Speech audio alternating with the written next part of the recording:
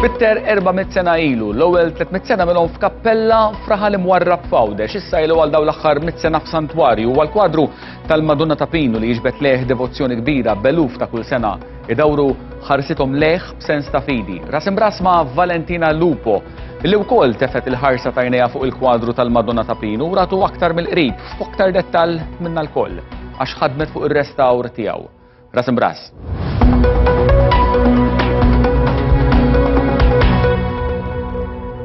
Valentina Lupo, kif tiddiskrivih bħala kwadru? Il-kwadru hemm il-figura prinċipali għal-Madonna fejn sibu l-ikonografija tluħ is-sema tal-Madonna fejn hemm 4 anġli, 2 minnhom qegħdin jinkurunawa u fil-parti ta' taħt tal-kwadru hemm il-qabar b'5 apostli. Qabel kienu jaħsbu li hemm 6, ma fil-fatt tru l-intervent ta' restaw skoprejna l-aħħar wieħed mhux apostlu. Issa naslu għalija di l-intervent ta' restawr, ma huwa opra tal-arti fis-sens l-istil. Da qed ngħidu li Pitter fl-1920 qisu bejn wieħed ieħor le Amedeo Perugino. Nafu minn kien dan Amedeo Perugino? Ma tantx nafu fuqu.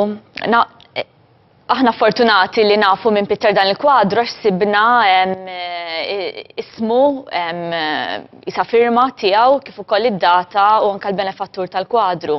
Hija rarità li ssib dit tip ta' informazzjoni fi kwadri ta' dak il-perjodu. Ma fil-bidu tas-seklu 17 qed ngħidu dan il-Pitter konna deħlin fl-era barokka, da mhux barokk. Le, mhux barokk, imur ħafna, ġifieri mur qabel il-barokk. Huwa kwadru kif tista' taraħ huwa fi stil sempliċi ħafna. Fejn ukoll rajna li huwa kwadru li x'aktar x'inbidel ukoll fi żmien. Ma huwa rappreżentattiv ta' żmienu għax inti qed tgħidli orajt qabel il-barokk imma su qiegħed maqbud bejn żewġ epoki partikolari, le? Mhux rappreżentattiv ta' żmien x'kien qed jiġi fl-Ewropa dak iż-żmien.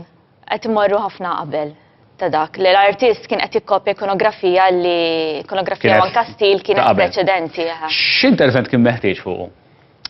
Mela kien hemm diversi interventi. Llum il-professjoni tagħna ta' restawr tirrikjedi anke li mhux ix-xogħol biss ta' restawr li tisir studju għax kull proġett ta' restawr importanti għandna kemm jista' jkun niġbru ġifieri l-informazzjoni kollha biex ikun nistgħu naslu kemm għall-interventi ta' restawr imma aħna anke biex niskopru iktar fuq il-kwadru, fuq il-materjali, fuq minn Pittru u kif ukoll jekk inbidilx tul iż-żmien. Fil-fatt kienu saru interventi fuq fil-passat dan diġà. X'i skoprejtu minn dawn l-interventi? Ġifieri qatt li għall-bidu kontu taħsbu li kien hemm 6 apostli. Eżatt. Effettivament huma 5, għax il-kwadru tant l-ewwel netta da minn ħafna interventi ta' restawr, anke minħabba l-fatt li huwa kwadru importanti, allura nsibu mill-esperjenza tagħna li iktar ma opra arti tkun importanti, iktar tkun għadiet minn restawri, għax dejjem... Ir-doppju restawr, għax naħseb tagħmel differenza, le? Mela, tagħmel differenza, aħna llum nitkellmu iktar fuq konservazzjoni, rridu waqfu l-ewwel il-proċess ta' deteriorazzjoni biex imbagħad nistgħu nirrestawraw il-kwadru. Però qabel ir-restawr kien isir iktar minn artisti fejn dejjem kienu jippruvaw jirrestawraw l-estetika. L-ewwel kienu jieħdu ħsieb iktar l-estetika milli l-materjal tal-kwadru. Tajjeb ukoll li ngħidu li dan il-kwadru ġie restawrat qabel l-inkoronazzjoni tal-1935 minn restawratur Carmelo Bonello li dak iż-żmien Malta kien wieħed mill-aqwa restawraturi li kien hawn. U rajna li ma marx biss fuq l-estetika mar anke fuq l-istruttura li ħaħsib li t-tila tissewwa, kienet saret lining, kienet waħlet tila. U rajna wkoll li xi ħaġa li aħna ġifieri ħafna gosbija li ħafna mill-materjali li kien uża aħna sibnihom li huma reversibbli ħafna. Ġifieri milli kien faċli kien avanzat ukoll għal żmien. Però wara mbagħad ġew nies oħrajn li huma restawri mhux iddokumentati fejn irtukkjaw ħafna l-kwadru. Per eżempju l-parti ta' taħt fejn naraw l-apostli, ħafna mill-awrewli kienu overpainted, ma kienu xidru, kien San Ġagbu, l-artzella tiegħu kienet miżbuha, ma konniex nafu li huwa San Ġagbu. L-iktar li tolqot lajn meta taraħ, forsi nitlob anke d-direzzjoni tina wkoll il-mod kif inbidel dan il-kwadru. Ġifieri l-iktar li jolqot lajn huwa l-fatt li kien safrani ħafna. Iva. U dan il-layer, ma nafx, verniċ xinu. Dan jidher li neħħejtu ħal kollox. Bjat ħafna bħala kwadru. Spjegali. Mela, kien hemm ħafna taffi ta' varniċ, ġifieri varniċi li huma kemm varniċi tar-restawr li sar fil-bidu tas-seklu 20 kif ukoll varniċ li nataw tul iż-żminijiet fuq il-kwadru biex jipproteġuh meta kienu jagħtu l-varniċ kien ikun trasparenti u bad biż-żmien jossida x'kienu jkunu varniċi li huma varniċi organiċi u jisfaru bil-proċess ossidazzjoni li jiġri li dawn hemm ibidlu l-perċezzjoni tal-kuluri oriġinali tal-kwadru u tantija huwa proċess li jsir bil-mod illi n-nies ma jindunawx. Ġifieri il-kwadru kif naraw illum. Aħna nafuh safrani. Safrani. Imma mhux aħna biss anke nies ġifieri ta' ġenerazzjonijiet li huma aktar anzjani dejjem jiftakru hekk. Hekk jafuh. Ġifieri oriġinarjament hekk il-kwadru kien ħafna iktar bajdani? Ma nużawx forsi il-kelma bajdani, il-kuluri hemm iktar kuluri għax il-problema li kien hemm fuq u li dan il-varniċ tant kien safrani li kien hemm jisu filter qudiem il-kwadru illi pereżempju l-libsa tal-Madonna li llum narawha dan il-blu li huwa brajt kienet tidher ħadranija għax fuq kien hemm dan il-lejer ta' asfar, allura meta tagħmel l-isfar fuq il-blu inti toħroġ dan il-kulur ħadrani. Ġifieri il-kuluri ma nbidlux essaċ, il-kuluri jisom tattew b'dan il-filter li huwa ġifieri il-varniċ. Però bl-interventi li kienu saru fil-passat, kien inbidel xi ħaġa mhux fl-istruttura tal-pittura nnifisha u tat-tila, ta' elementi li fiha din ixbiha. Mela, aħna fil-tim tagħna ġifieri m'hemmx restawraturi biss, hemm anke xjentisti u anke storiku tal-arti. Li meta l-istoriku tal-arti tagħna Dr. Sandro De Bono beda jistudja l-kwadru fil-bidu kienet waħda minn diskussjonijiet li bdejna nagħmlu beda jgħidli mal-anġli il-teknika ta' kif tpittru meta tqabbilha ma' kif tpittret il-Madonna hemm xi ħaġa daqsxejn differenti. Però morna mbagħad oltre fej għamilna studju fuq il-kwadru b'mod xjentifiku, għamilna infrared, għamilna anke X-ray. Għandna wkoll din l-immaġni multispectral image. Multispectral imaging, fejn permezz ta' tekniċi. Spjegalna daqsxejn eżatt. Ta' tekniċi differenti morna oltre għal dak lajn li tara. Per eżempju, l-ewwel ritratt naraw il-kwadru kif konna naraw normali. Dak li fuq il-lemin, ovvjament. Fuq il-lemin. Ir-ritratt it-tieni wieħed użajna d-dawl b'mod raking mill-ġenb fejn bdejna naraw il-problemi li għandu fejn tara l-żebba li qed tinqala, ġifieri kienet waħda wkoll mir-raġunijiet għalha kellu bżonn restawr, ġifieri mhux sar estetika biss imma anke il-kulur ma kienx fi stat tajjeb ta' konservazzjoni. Morna taħt ukoll u rajna anka il-varniċ, kemm tipi ta' varniċ differenti, l-ammont kbir ta' rtokki li kien hemm li aħna lajn ma setax tara.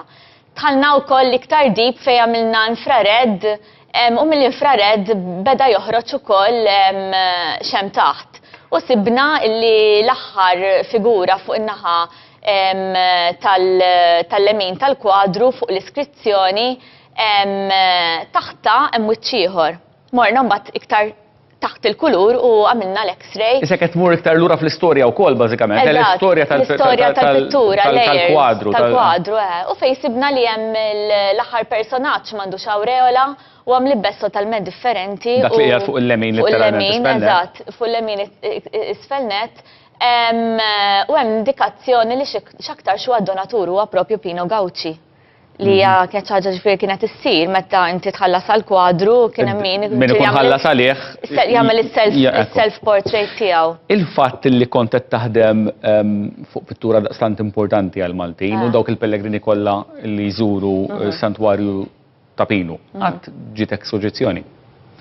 Fil-bidu aħna bħala ġifieri il-grupp li restawrajnieh ikun hemm element ta' biża' fil-bidu. Kull kwadru jofda biss. Mhux f'kull kwadru, f'opri li huma ta' devozzjoni ġifieri importanti, per eżempju għamilna anke restawr tal-vara ta' Kristu Redentur fl-Isla.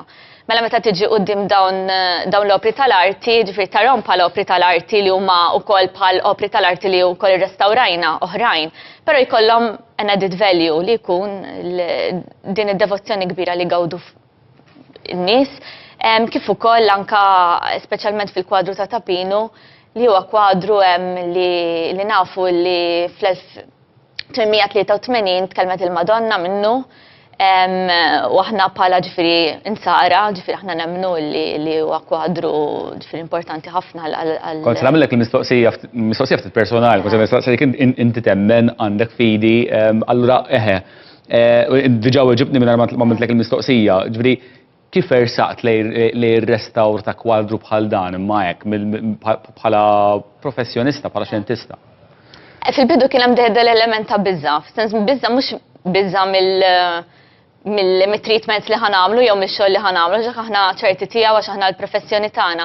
Imma biża' li tajt ħammissu dan il-kwadru li tant nies talbu qudiemu tant qala grazzi li speċi li aħna ħammissuh. Ġifieri anke il-mod ta' ġifieri għamilna xogħol b'devozzjoni kbira. Kienu wkoll proġetti li saru waqt din il-biċċa xogħol tal-imxija tal-virus ukoll fej sar bej Frar u Ġunju ta' din is-sena. Affettwatek dil-biċċa xogħol fatt li kontu qegħdin taħdmu f'dak iż-żmien? Ifhem affettwatna konna qegħdin immorru xorta x-xogħol u kien hemm dejjem dak l-element ta' biża' ma tmurx timrat jew ma tmurx nibirdu rridu nifqu rridu nħallu l-kwadru hemmhekk, ikun hemm dak il-ħafna imma hemm Tlab tal-Madonna waqt li kont qudiema taħdem fuqha. Kuljum. Kien importanti ħafna lina. Valentina Lupo, grazzi ħafna li kont miegħi għall-programm Ras Imbras, met-tnejn sal-ġimgħa fis-7:30 filgħaxija ssibuna wkoll fuq tvmi u tvm.com.mt. Insemmilkom.